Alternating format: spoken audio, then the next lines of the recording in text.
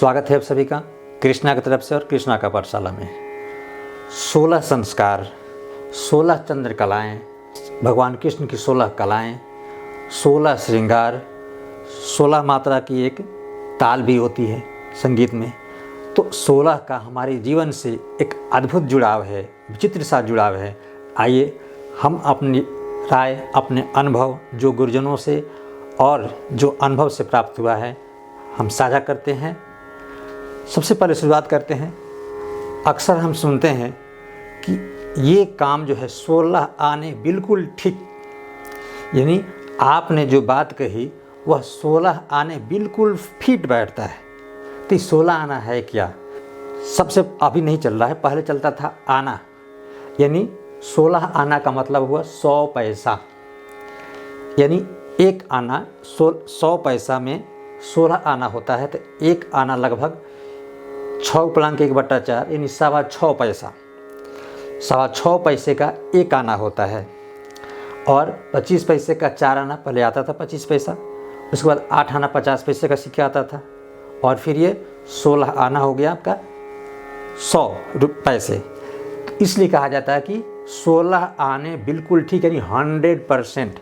16 आना का मतलब हुआ कि आपने जो बात कही एकदम परफेक्ट 100% बिल्कुल ठीक है, यानी 16 आने ठीक। तो सबसे पहले हमारे यहाँ जो है संस्कार में 16 संस्कार जो जन्म से लेकर के मृत्यु, यानी हमारे जीवन यात्रा की पूरी जीवन यात्रा एक व्यक्ति की 16 संस्कार से होकर गुजरती है। तो 16 संस्कार है क्या?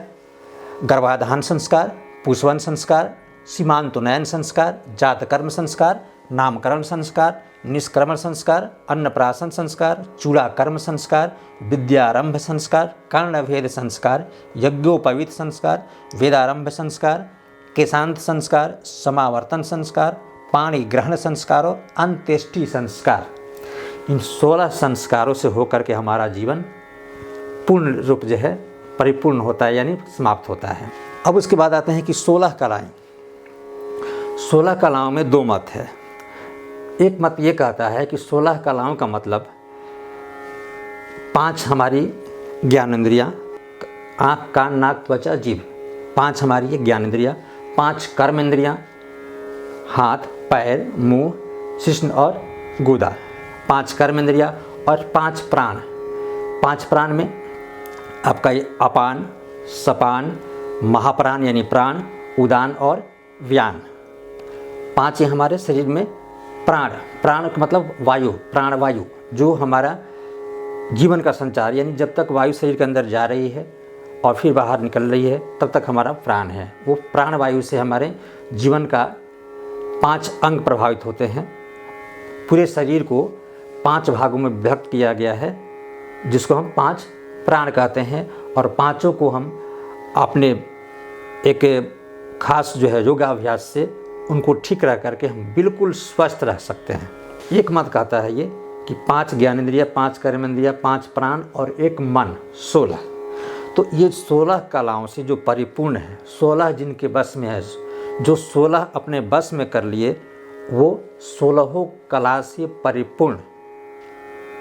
और श्री कृष्ण को जो द्वापर युग में थे 16 कलाओं से परिपूर्ण माना जाता है।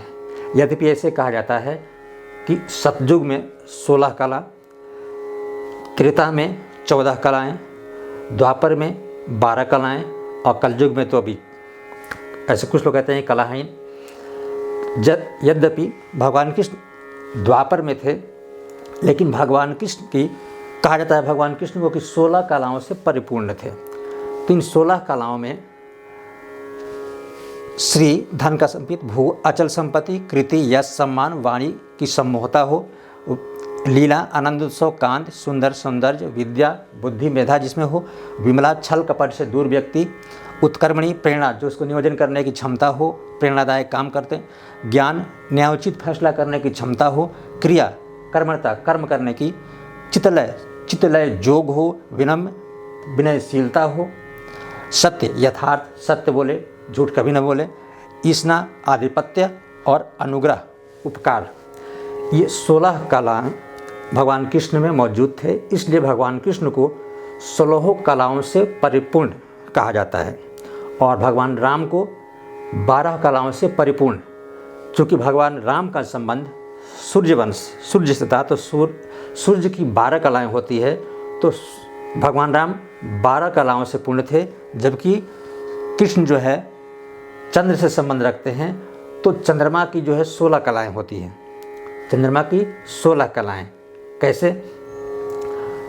एक ऐसी रात होती है जो पूर्ण रात अंधेरा होता है, एक चंद्रमा की वो कला होती है।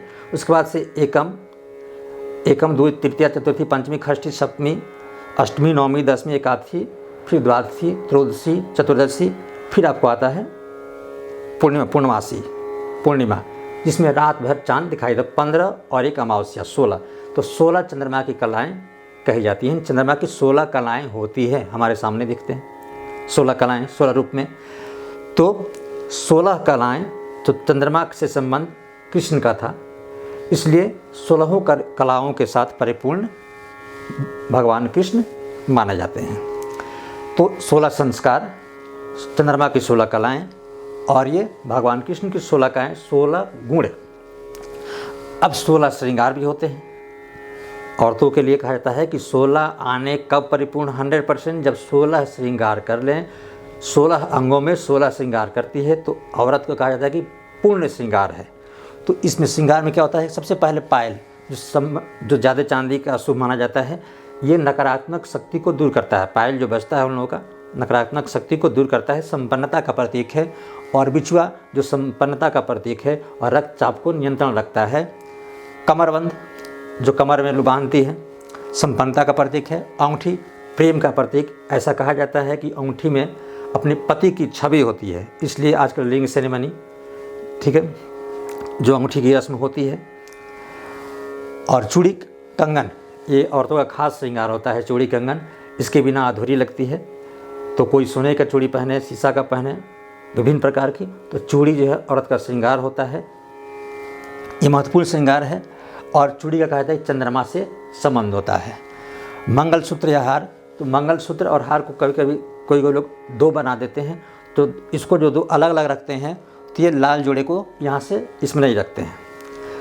तो मंगलसूत्र या हार सौभाग्य का प्रतीक है। मंगलसूत्र काफ़ी जो है, यानी ऐसा मानते हैं कि मंगलसूत्र गले में है तो पति जो है, पत्नी सौभाग्यवती। और कर्णफूल चेहरे की सुंदरता बढ़ाता है और ये भी संदेश देता है कि कान से अच्छा सुनो, बुरा मत सुनो। नथ मन को बस में रखता है। नथ, नाक में नथिया लगता है तो बस में, यानी उनको बस में, मन को बस में रखना है। ऐसे भी लोग कहते हैं कि नाक में नथ रहता है तो बस में रहती हैं। औरतों का कहा जाता है कि अगर तक हाथ में चूड़ी ना हो, बांधा ना जाए, सभी अंगों से गहने से बांधी ना जाए, तो बहुत ज़्यादा शक्ति होती है उनमें। और ये मांग टीका यश और सौभाग्य का प्रतीक है। गजरा प्राकृतिक श्रृंगार है और लक्ष्मी का प्रतीक है। जो दक्षिण भारत में बहुत ज़्यादा प्रतिदिन वो अपने गजरा फूल का श्रृंगार करती है, लक्ष्मी का प्रतीक माना जाता है। लाल जोड़ा प्रेम का प्रतीक है। मेहंदी निष्ठा और स्नेह। मेहंदी जब ज़्यादा चढ़ती है तो कहते हैं कि पति इनको बहुत सम्मान देते हैं, इसलिए इनके हाथ में जो मेहंदी बहुत चढ़ा हुआ है, ऐसा कहा जाता है। और काजल बुरी नज़र से बचाता है, बुरी नज़र से दूर करता है, शीतलता देता है। और ये काजल जो है चेहरे की सुंदरता, आँख की सुंदरता बढ़ा देता है। सिंदूर लंबी आयु का प्रतीक है। कोई भी काम नहाने के बाद औरतें पहले सिंदूर लगाती हैं, सबसे पहला काम करती है। और बिंदी, ऐसे त्रिनेत्र कहा जाता है कि उन लोग का जो है ये दो और एक, जहाँ तीसरा हम लोग का नेत्र वहाँ बिंदी लगाती है, जो काफ़ी वो एक तरह से जैसे हम लोग टीका करते हैं तो बराबर उंगली वहाँ जाती है तो एक शक्ति जो है बढ़ती है, तो वो बिंदी लगाती है। तो ये 16 श्रृंगार करने के बाद उनका श्रृंगार पूर्ण होता है 100%, यानी 16 आने परिपूर्ण होता है। तो इस प्रकार से 16 चंद्रकलाएँ, 16 संस्कार, भगवान कृष्ण की 16 कलाएँ यानी 16 गुण, और औरतों का 16 श्रृंगार, और संगीत में भी 16 मात्रा ताल होती है। ये मेरे पूरे वीडियो में बताने का उद्देश्य था कि हमारे जीवन के साथ जो संबंध होता है, हमारे जो पूर्वज, हमारे जो धार्मिक ग्रंथ, किसी भी धर्म के धार्मिक ग्रंथ जो बातें लिखी हैं उसका वैज्ञानिक दृष्टिकोण से बहुत ही सोच समझ करके लिखा हुआ है और जीवन के साथ बहुत ही गहरा संबंध है। इनकी जानकारी हमें रखनी चाहिए। अगर हमारे अंदर संस्कार हैं, हम सारी चीज़ों का अगर सम्मान देते हैं, मानते हैं और उसके अनुसार चलते हैं तो हमारा शरीर स्वस्थ रहता है। और कोई भी आज तक वही व्यक्ति बढ़ा है जो संस्कारी है। किसी भी धर्म में अगर वह संस्कारी है, अपने माता पिता को सम्मान देता है, तो वही जीवन में कभी आगे बढ़ेगा। इसके अलावा जीवन में कोई भी कामयाब नहीं हो सकता है। पैसा कमा सकता है, जीवन में पूर्ण होना पैसा कमाना नहीं, यश, सम्मान और जीवन को सही ढंग से अपने ही साथ साथ दूसरों का सम्मान करते हुए एक अच्छा नाम कमा कर जाना, यही हमारा जीवन है। तो वीडियो देखने के लिए बहुत बहुत धन्यवाद और छोटे हैं तो आशीर्वाद और बहुत बहुत प्यार।